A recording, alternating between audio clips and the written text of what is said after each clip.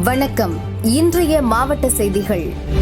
திருச்செந்தூர் சுப்பிரமணிய சுவாமி கோயிலில் இன்று மகா கும்பாபிஷேகம் வெகு விமரிசையாக நடைபெற்றது.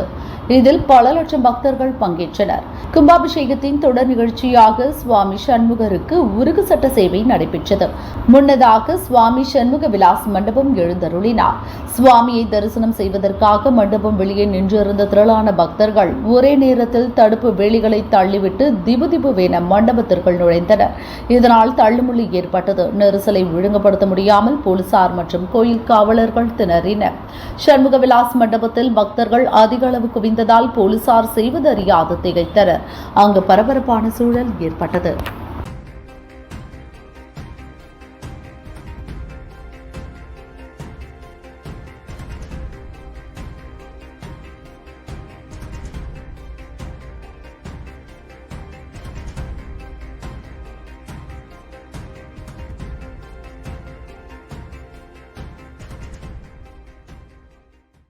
புதுச்சேரி அருகில் உள்ளது காலாப்பட்டு மீனவ கிராமம். இங்குள்ள கெங்கையம்மன் கோயிலில் நீண்ட காலமாக கும்பாபிஷேகம் நடைபெறாமல் இருந்தது. தொகுதி எம்எல்ஏ கல்யாண சுந்தரம் முயற்சியால் கோயில் புனரமைப்பு பணிகள் நடைபெற்றன. திருப்பணிகள் நிறைவு பெற்று கும்பாபிஷேக யாக வேள்விகள் நிறைவு பெற்றன. தொடர்ந்து இன்று மகா கும்பாபிஷேகம் வெகு விமரிசையாக நடைபெற்றது. விழாவில் புதுச்சேரி கவர்னர் கைலாசநாதன், எம்எல்ஏ கல்யாண சுந்தரம் மற்றும் சுற்றுப்புற கிராம மக்கள் திரளாக பங்கேற்று தரிசனம் செய்தனர். மதுரை மாவட்டம் மேலூர் அருகே வல்லாளப்பட்டி பகுதியைச் சேர்ந்தவர் 19 வயது சிறுமி. குடும்ப சூழ்நிலை காரணமாக படிப்பை பாதையில் நிறுத்திய இவர் மேலூர் அருகே தெற்கு தெரு பகுதியில் உள்ள தனியார் நிறுவனத்தில் வேலை பார்த்து வந்தார். வல்லாளப்பட்டி வடக்கு தெருவை சேர்ந்தவர் தீபன்ராஜ், வயது 25, பெயிண்டர். இருவரும் ஓராண்டாக காதலித்து வந்தனர். சம்பவத்தன்று இரவு தீபன்ராஜும் இளம் பெண்ணும் ஊருக்கு வெளியில் எட்டுக்கன் பாலம் பகுதியில் தனிமையில் பேசிக் கொண்டிருந்தனர். தீபன்ராஜ் ஏற்கனவே சொல்லி வைத்தது போல் அவரது நண்பர்கள் மதன், வயது 25, மற்றும் திருமாறன், வயது 24 ஆகியோர் அங்கு வந்தனர். மூவரும் சேர்ந்து இளம் பெண்ணை கூட்டு பாலியல் வன்கொடுமை செய்தனர். அவர்களிடம் இருந்து தப்பிய இளம்பெண் தன்னை சீரழித்த தீபன்ராஜ் மற்றும் அவரது நண்பர்கள் பற்றி பெற்றோரிடம் கூறி கதறி அழுதார். மூவர் மீதும் பெற்றோர் மேலூர் மகளிர் போலீசில் புகார் கூறினர். விசாரணை நடத்திய போலீசார் மூவரையும் கைது செய்து கோர்ட்டில் ஆஜர்படுத்தி மேலூர் கிளை சிறையில் அடைத்தனர். காதலியை காதலன் தனது நண்பர்களுக்கு விருந்தாக்கிய சம்பவம் மேலூரில் அதிர்ச்சியை ஏற்படுத்தியது. குன்றத்தூர் கந்தளீஸ்வரர் கோயில் கும்பாபிஷேக விழாவில் ஸ்ரீ பெரும்புதூர் எம்எல்ஏ செல்வ பெருந்தகை பங்கேற்று தரிசனம் செய்தார். இன்று ஏறக்குறைய நூற்றுக்கணக்கான ஆலயங்களில் கும்பாபிஷேகம் நடைபெற்றுக் கொண்டிருக்கிறது. காலையில் வல்லக்கோட்டை முருகன் கோயிலில் கலந்து கொண்டோம். பக்தி இயக்கம் செய்ததை விட, பக்தி இயக்கம் கண்ட கனவை விட இன்று தமிழ்நாடு அரசு அறநிலையத்துறை அமைச்சரால் மிகவும் ஆலயங்கள், வழிபாடுகளும் கும்பாபிஷேகங்களும் நடைபெற்று கொண்டிருக்கின்றன.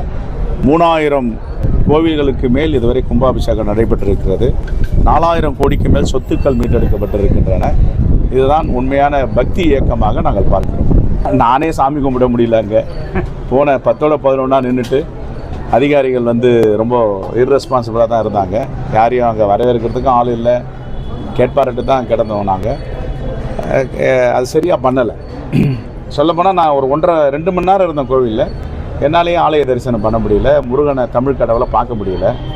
அவங்க அதிகாரிகளை அவங்க ஒரு கும்பலாக சேர்த்துட்டு அவங்கள பார்த்துக்கிறதே இருந்தாங்களே கண்டி எதுக்காக எங்களை அழிச்சாங்கன்றதே எனக்கும் தெரியாது. அது அதிகாரிகள் தன்னுடைய மனநிலையை மாற்றிக்கணும். ஒரு சில அதிகாரிகள், எல்லாரும் சொல்ல முடியாது. எல்லாம் மாண்பு முதலமைச்சர் ரொம்ப நேர்மையோடும் கண்ணியத்தோடும், ரொம்ப என்ன சொல்கிறதுன்னா, ஒரு அரசன் எப்படி மனுநீதி சோழன் தன் மகன் செய்தாலும் குற்றம் குற்றமே என்ற ஒரு தீர்ப்பளித்தாரோ, அதே போன்று இந்த அஜித்துடைய வழக்கில் மாண்பு முதலமைச்சர் காவல்துறை என்கிட்ட இருக்குது, என்னுடைய துறை அப்படின்னு நினைக்காம நீதி கிடைக்கணும். அந்த குடும்பத்துக்கு, இறந்து போன அஜித்துக்கு நீதி கிடைக்கணும்னு சிபிஐ விசாரிக்கிட்டு யார் வேணாலும் க்ளீன் சீட்டு கொடுத்தாரு பாருங்கள். நீங்களே விசாரிங்க, யார் தவறு செஞ்சாலும் நீங்கள் கண்டுபிடிங்க அப்படின்னு. அதுதான் நேர்மை, அதுதான் கண்ணியம். மாண்பு முதலமைச்சர் அந்த இடத்துல மீண்டும் ஓங்கி இருப்பதாக தான் நான் பார்க்கிறேன்.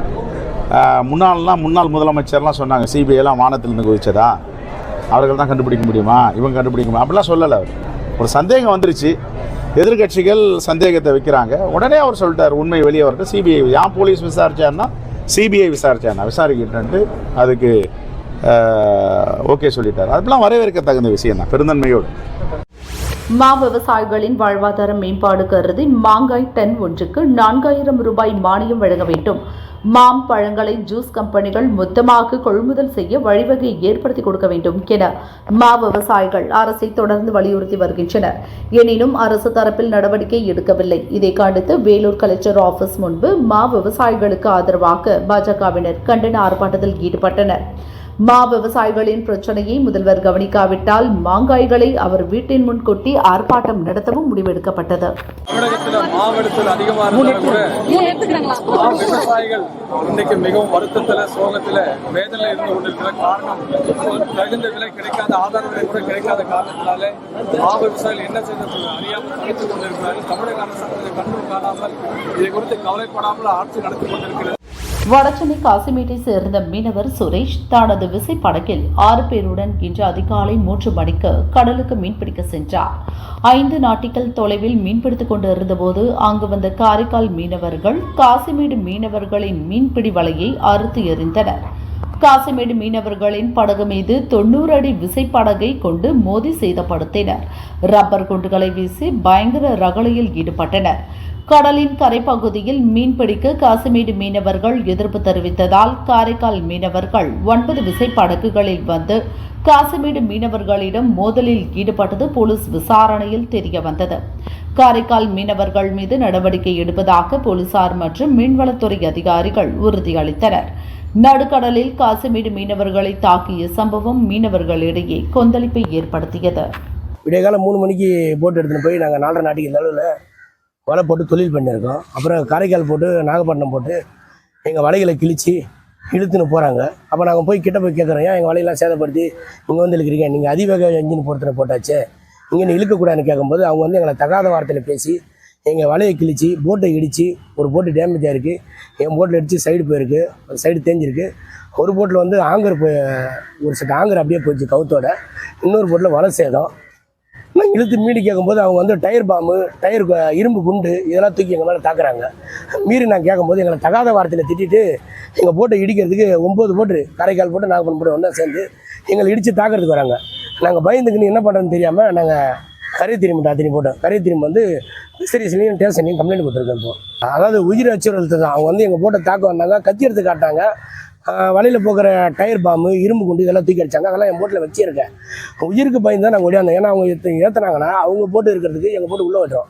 நாங்கள் மொத்தம் 5 பேர் போனோம். 5 போட்டில் ஒரு ஆளுக்கு 6 பேர்னு பார்த்தாலும் 30 பேர். அவங்க வந்து 9 போட்டு, ஒரு போட்டுக்கு 18 பேர்லேருந்து 20 பேர் இருக்காங்க. அப்போது அவங்க கிட்டத்தட்ட ஒரு 200 பேர்கிட்ட இருக்காங்க. இதெல்லாம் ஒன்றும் பண்ண கத்தி எடுத்து காட்டுறாங்க. தகாத வார்த்தை திட்டும் போது மாமலை தேடி உயிருக்கு பயந்து நாங்கள் திக்குன்னு பயந்து வந்துச்சு. அந்த கரை வந்து சேர்ந்தோம். உயிரை கையில் பிடிச்சி தான் ஓடியாந்தோம் கரை. நாங்கள் இதே தொடர்ந்து இந்த மாதிரி நடந்தால் நாங்கள்லாம் சூசைட் பண்ணி தான் சாகணும். ஏன்னா வந்து தமிழக அரசோ இல்லை ஏடிபி சர்வீஸோ இல்லை காவல்துறையோ இதுக்கு நடவடிக்கை கண்டிப்பாக எடுத்தே. இப்படியே போனால் நாங்கள் கடல் மேலே அடிச்சுக்கின்னு எங்களை சாவடிச்சு போட்டு போயிடுவாங்க. அப்படி இருக்குது எங்களுக்கு. உயிர் பயந்து தான் அவங்க முடியாது. கரை நாங்கள் அவங்க இழுத்தது வந்து எங்கள் வலையை இழுத்து கிழிச்சாச்சு. கிழிக்கும் போது நாங்கள் போய் என்ன நியாயமான முறையில் கேட்குறேன், ஏன் நீங்கள் எங்கேயும் தொழில் பண்ணுறீங்க, எங்கேயோ அண்ணாண்ட வடக்கத்துக்கு போய் பண்ணுங்கள், இங்கே வந்து நாங்கள் சிறு தொழில் பண்ண எங்கள் வலையெல்லாம் கிழிச்சு டேமேஜ் பண்ணுறீங்க அப்படிங்கும் போது அப்படி தான்டா பண்ணுவேன், அப்படி தான் பண்ணும், அப்படி தான் இழுப்பேன். நீங்கள் கடல் எல்லாருக்கும் சொந்தம், நாங்கள் இழுப்பேன். அப்போ நாங்கள் கேட்குறேன், கடலுக்கு சொந்தம்னு கரெக்டு. நீங்கள் அதிவேக இன்ஜின் போகிறது 700 ஹார்ஸ்பவர் 750 ஹார்ஸ்பவர் இன்ஜின். நீங்கள் வடக்கு தெற்க பழையற்காடோ இல்லை கோவலங்குள்ள தான் எங்களுக்குள்ள கட்டுப்பாடு இருக்குது. அங்கே போய் இழுங்க நம்ம அப்படி தான் இழுப்பேன், என்ன பண்ணுறேன் பண்ணிக்கோ அப்படின்னு கத்தி எடுத்து காட்டுறாங்க. உண்டிகோல் வச்சு உண்டிகோல் அடிக்கிறாங்க.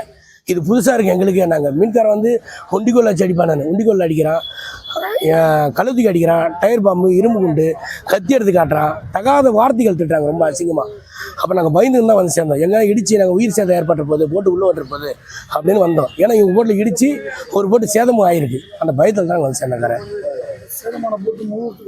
முழுவதுக்கு வாய்ப்பு இருக்குது. அதாவது அந்த இடித்தது கொஞ்சம் கீழே இறங்கிட்டு அந்த போட்டு முழு இருக்கும் 4 பேர் தண்ணியில் நீஞ்சிருப்பாங்க. அதுக்காக நாங்கள் மற்ற போட்டை VHFல கூப்பிட்டு அந்த 2 போட்டு எங்களை 3 போட்டு நாங்கள் 5ஆவது போட்டை வந்து அவங்க வந்து எங்களை சேவ் பண்ணி சரி இதுக்கு மேலே நம்ம இருக்கக்கூடாது, உயிர் சேதம் ஏற்படும் வாங்கன்னு கரை விட்டுருவோம். தமிழ்நாடு மாநில மணல் லாரி உரிமையாளர் சங்கங்களின் கூட்டமைப்பு தலைவர் யுவராஜ் காஞ்சிபுரம் கலெக்டர் ஆபீஸில் நடந்த குறைதீர் கூட்டத்தில் பங்கேற்றார். காஞ்சிபுரம் மாவட்டத்தில் 162 கிரஷர்கள் இயங்குகிறது. அதில் 28 குவாரிகள் மட்டுமே அனுமதியுடன் இயக்கப்படுகிறது. மீதி உள்ள 134 குவாரிகள் அனுமதி பெறாமல் இயங்குகிறது. கனிம வளம் மற்றும் வருவாய்த்துறை அதிகாரிகளுக்கு தெரியாமல் கிரஷர் குவாரிகள் இயங்க வாய்ப்பே இல்லை. சட்டத்திற்கு விரோதமாக செயல்படும் குவாரிகளை மூட வேண்டும். இதன் மூலம் பல கோடி ரூபாய் அரசுக்கு இழப்பு ஏற்பட்டுள்ளது. எனவே குவாரிகளை விதிமீறி இயக்கியோர் மீது நடவடிக்கை எடுத்து இழப்பீடு தொகையை வசூலிக்க வேண்டும் என வலியுறுத்தினார். இது தொடர்பாக கலெக்டரை சந்தித்து மனு அளித்தார். காஞ்சிபுரம் மாவட்டத்தில் நூற்றுக்கணக்கான கிரஷரும் குவாரிகள் அனுமதி இல்லாத இயங்குகிறது. அரசு புதிய அமைச்சர் மாற்றத்திற்கு பிறகு புதிய கமிஷனர் சரவண வேல்ராஜ் வந்த பிறகு 6 மாதமாக சென்சஸ் எடுத்து இன்னைக்கு எல்லா கிரஷர்களும் பதிவு செய்ய வேண்டும் என்று 6 மாத காலம் கொடுத்த பிறகோ இன்னைக்கு காஞ்சிபுரத்தில் வெறும் 28 பேர் தான் அனுமதி இருக்கு. அப்போ 162 பேர்ல 28 பேர் தான் இயங்குற, மீதி எல்லாம் அனுமதி இல்லாத அரைக்கப்படுது. இதனால அரசுக்கு பெரும் இழப்பு. ஏன் இந்த அனுமதி இல்லாத கிரஷர் எப்படி இயங்குறது?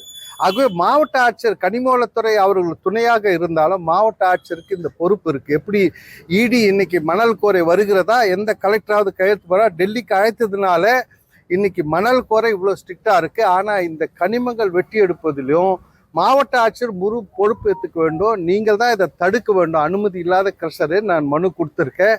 ஏன்னா இந்த மாதிரி முறைகேடா எத்தனை கிரஷர் இயங்குது என்பது பப்ளிக்கு தெரியல. எப்பாவது விபத்து ஏற்பட்டு நீங்க மீடியாவோ கலெக்டரோ போனாதான் அந்த கிரஷர் முறைகேடா செயல்பட்டு தெரியுது. ஆகவே அரசு இப்போ புதிய திட்டம் எல்லா கிரஷரும் ஆய்வு செய்வதற்கு மேன் பவர் 3000 பேரை தேர்ந்தெடுக்கிறார். இந்த திட்டத்தை நாங்கள் வரவேற்கிறோம். அப்பொழுதுதான் எவ்வளோ கிரஷர் காஞ்சிபுரத்தில் இயங்குது, எவ்வளோ பேர் அரசை ஏமாற்றி எத்தனை ஆயிரம் கோடி முறைகேடு நடைபெறுது என்பது தெரிய வரும். ஆகவே மாவட்ட ஆட்சியர் அனுமதி இல்லாத இயங்கக்கூடிய கிரஷர்களை உடனடியாக நிறுத்த வேண்டும் என்று தான் எங்களுடைய கோரிக்கை.